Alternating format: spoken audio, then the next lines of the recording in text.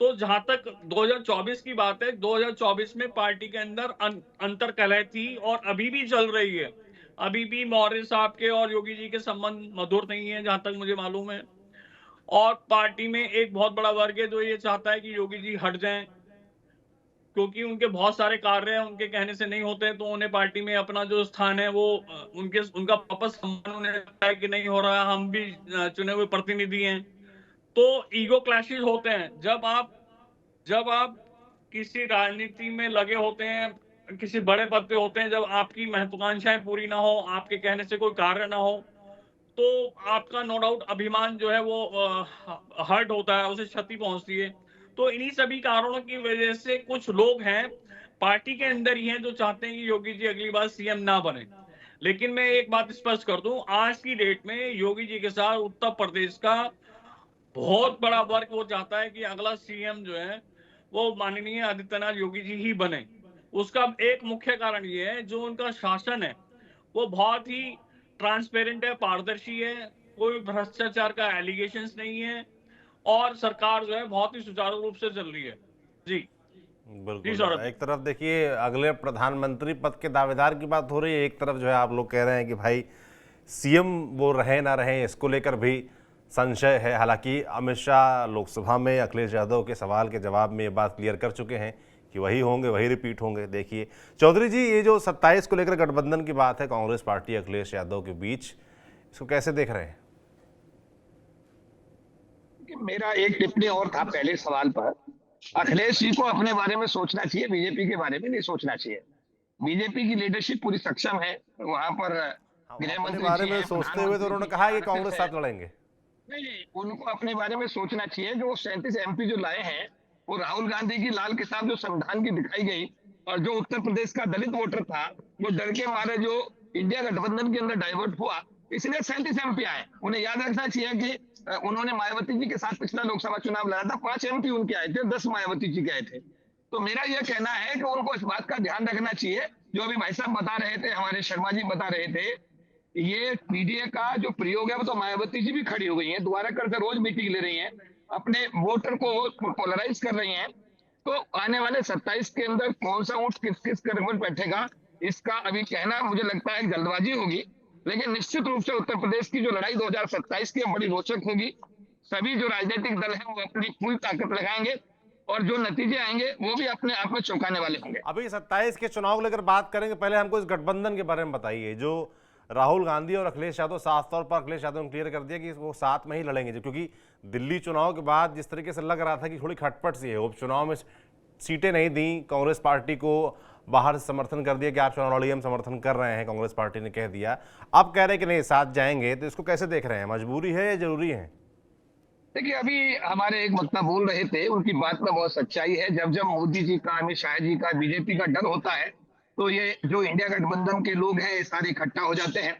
उसके बाद जब इनके व्यक्तिगत स्वार्थ टकराते हैं, तो ये अलग अलग हो जाते हैं। जिसका एग्जाम्पल हमने हरियाणा में भी देखा, दिल्ली में भी देखा, बिहार अभी हमारे सामने है, और यूपी अभी दूर है। तो ये कहना कि भाई अभी अखिलेश जी ने कहा कि कांग्रेस के साथ जाएंगे, बड़ी अच्छी बात है।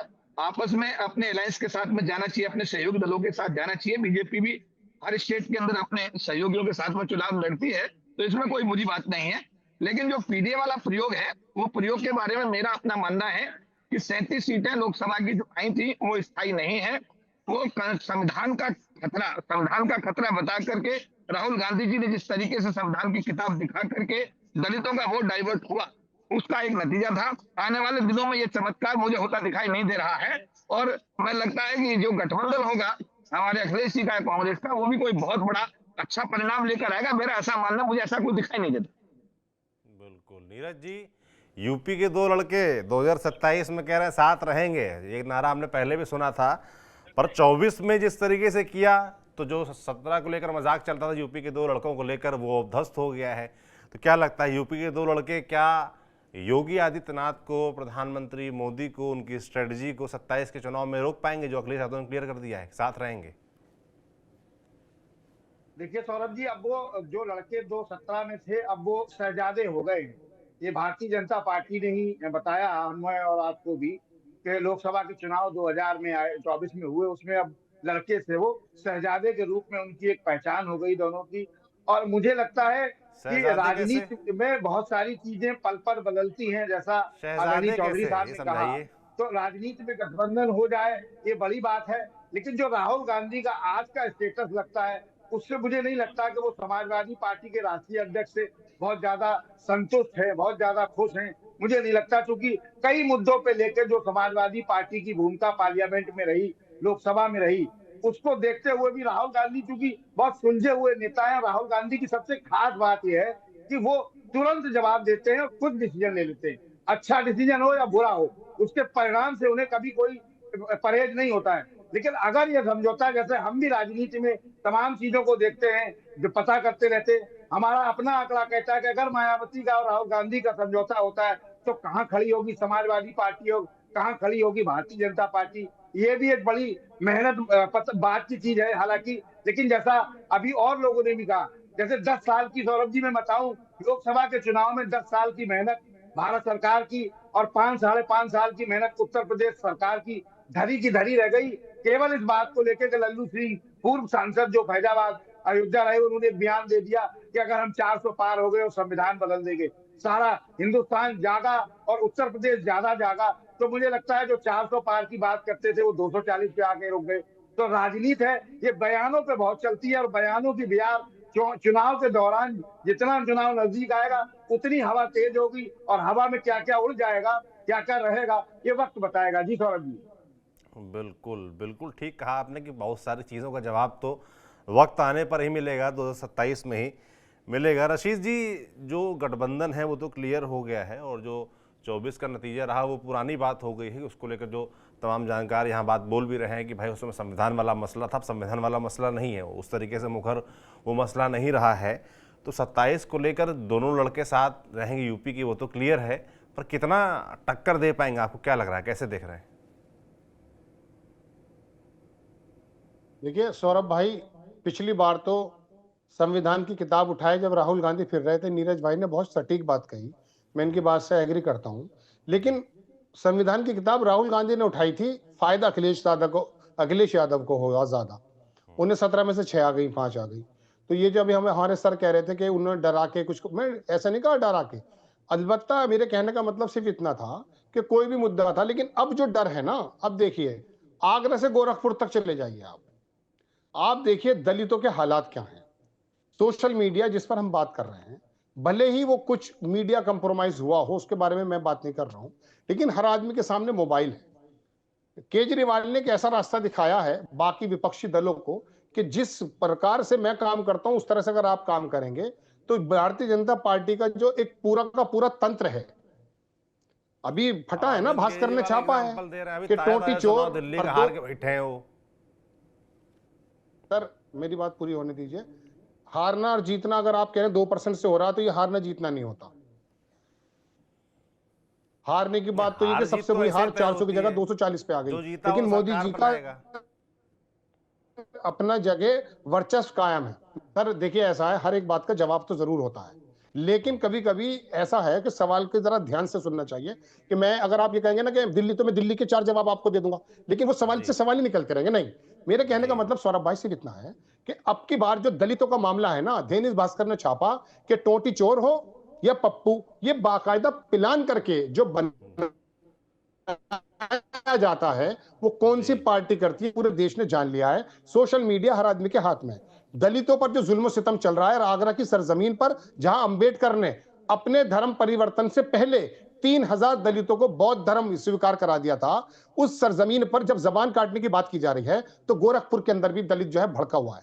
और मायावती के बड़े बड़े दद्दू प्रसाद हो, अवधेश हो, बहुत सारे नेता ऐसे इस समय अखिलेश यादव के पास आ गए, बल्कि अखिलेश यादव ने अपने कार्यकारिणी के अंदर ज्यादातर सौरभ भाई दलितों को रखा है।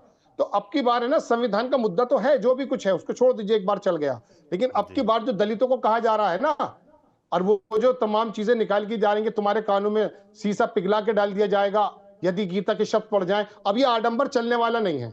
अब दलित पूरे भारत का समझ चुका है कि हमारे मुंह पे पेशाब भी किया जा रहा है, हमारे सर से बाल भी उतारे जा रहे हैं, हमें घोड़े पे चढ़ने भी नहीं दिया जा रहा है। इन बातों को लेकर के अखिलेश यादव, मैंने अभी आपके सामने थोड़ी देर पहले अर्ज किया था कि काशीराम वाला फार्मूला जो मायावती को आगे लेकर चलना था, किसी पैगासस की वजह से, किसी और वजह से, आरोप के मुताबिक वो पीछे हट गए, लेकिन अखिलेश यादव चल रहे हैं। ये जो 21% का जंक है ना, इसमें 7-8% तो सौरभ भाई ऐसा है जो गैर दलित है, गैर जाटव है, वो चला जाता है बीजेपी की तरफ। लेकिन इस बार हालात ये हैं कि वाल्मीकियों के खिलाफ, जाटवों के खिलाफ, पासियों के खिलाफ जो भी प्रोपेगेंडा चल रहा है, ठाकुर समाज का हो या भारतीय जनता पार्टी का या योगी आदित्यनाथ की टीम का, उससे दलित जो है बहुत ज्यादा डरा हुआ है, भयभीत है। और इसका फायदा बताता हूं मैं क्या होगा, एक ही लाइन की बात है। देखिए, वो अखिलेश यादव की तरफ ज्यादा नहीं आना चाहता दिल से।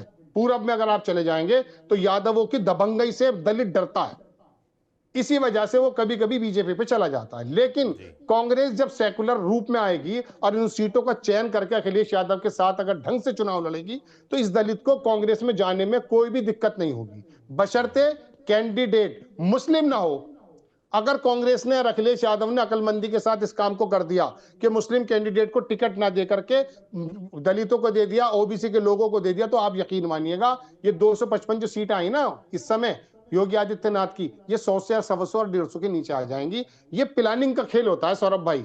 ये चुनाव जीतना, ये ध्यान रखिएगा, ये सिर्फ एक नारे और एक जज्बात के तरह, जो भी इसको जानवरों की तरह है ना, जो आपने देखा होगा रेवड़, उसको बकरी हाँकने वाला ले जाता है, बिल्कुल यही हालात हमारे चुनाव में होते हैं।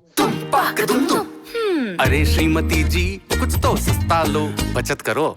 नहीं श्रीमान जी, सब बढ़िया लो, रहने दीजिए। इसमें क्या खास बात है? थोड़े में ज्यादा स्वाद, यही तो है इसकी खास बात। वाओ मामा, क्या स्वाद है। अरे मेरे राजा, सबका राजा और प्योर मसाला।